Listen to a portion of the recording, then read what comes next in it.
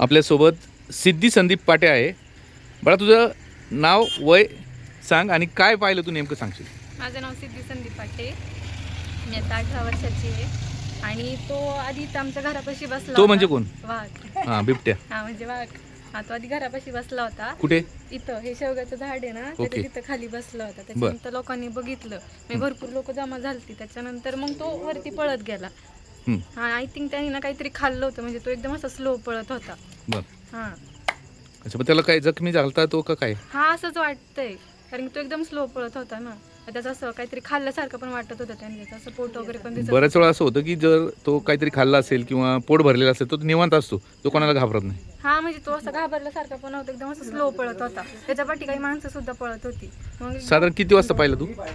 6:30 पावणे 7च्या दरम्यान हे झालं. तुझ्यासोबत कोण होतं?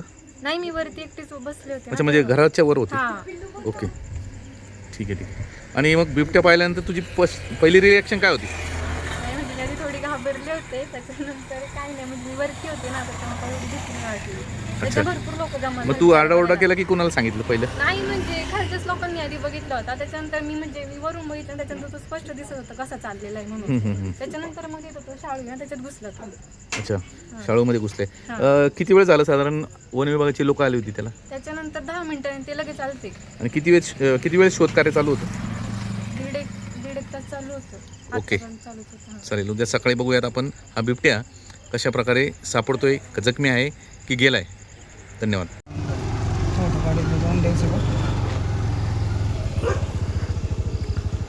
गेले 1.5 ते 2 तास बिबट्याची शोध मोहीम चालू होती, परंतु बिबट्या काही सापडलेला नाही आहे.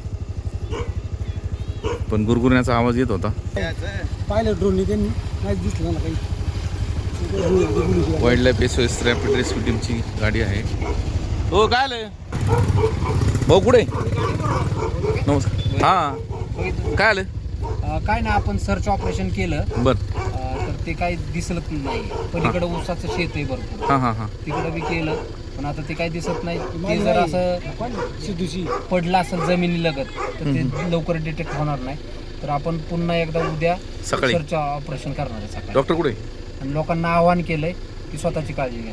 हो, नमस्कार. डॉक्टर कोण कुठे? डॉक्टर साहेब, तुमचं नाव सांगा आणि काय सांगाल? माझं नाव डॉक्टर अविनाश विसलकर आहे. हां हां. आम्ही इथं पूर्ण आता फॉरेस्टची टीम आणि माणिकडोहची टीम आम्ही इथं आलो आणि ड्रोन कॅमेऱ्याने आम्ही पूर्ण एरिया इथला सर्च केला आहे. आजूबाजूचा पलीकडचा ऊससुद्धा आम्ही पाहिला हां आहे. हां. पण सध्या ॲक्च्युली कोणत्याही त्या बिबट्याची कोणतीही मुवमेंट आणि त्याचा म्हणजे त्याचा प्रेझेन्स आम्हाला काय त्या ड्रोनमध्ये जाणवला नाही. काही पगमार्क्स वगैरे? पगमार्क आम्हाला दिसलेला आहे एक, पण तो जुना पगमार्क आहे. हां हां. पण तरी आता ड्रोनमध्ये तर आम्हाला कुठेही त्याचं अस्तित्व दिसलेलं नाही. पण उद्या सकाळी परत आम्ही परत एकदा सर्चिंग करणार आहोत. ओके. आणि असा कळालेला आहे की तो थोडा जखमी आहे. साधारण किती वाजल्यापासून तुम्ही हे रेस्क्यू ऑपरेशन करता? साधारणतः आम्ही एक 1.5 तास झाला आम्ही इथंच आहोत. ओके, पूर्ण सर्चिंग ऑपरेशन झालेलं आहे. आता बघूयात उद्या सकाळी पुन्हा एकदा आपण करू. चालेल. हे होते डॉक्टर SOS वाईल्ड लाईफ SOSचे रेस्क्यू टीमचे डॉक्टर, वैद्यकीय अधिकारी. आणि आपण पाहतोय की या शेटेमाळा शिवारात अशा पद्धतीने बिबट्याचा शोध घेण्याचा प्रयत्न करतोय. जखमी बिबट्या आहे असं कळतंय.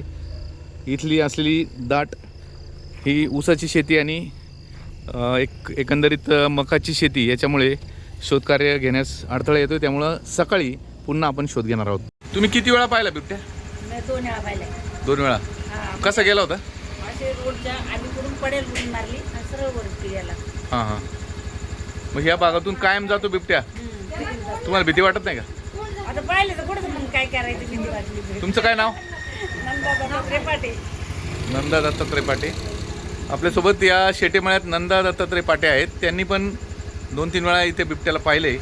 आणि हा बिबट्याचा खरं तर अधिवास म्हणावं लागेल, कारण इथून नेहमी अनेक लोकांना हा बिबट्या दिसतो. मुख्य या वस्तीमध्ये असलेला हा बिबट्या सातत्याने आपल्याला दिसतोय किंवा येथील नागरिकांना दिसतोय. पाहणार आहोत कसा हा रेस्क्यू करण्यात येणार आहे.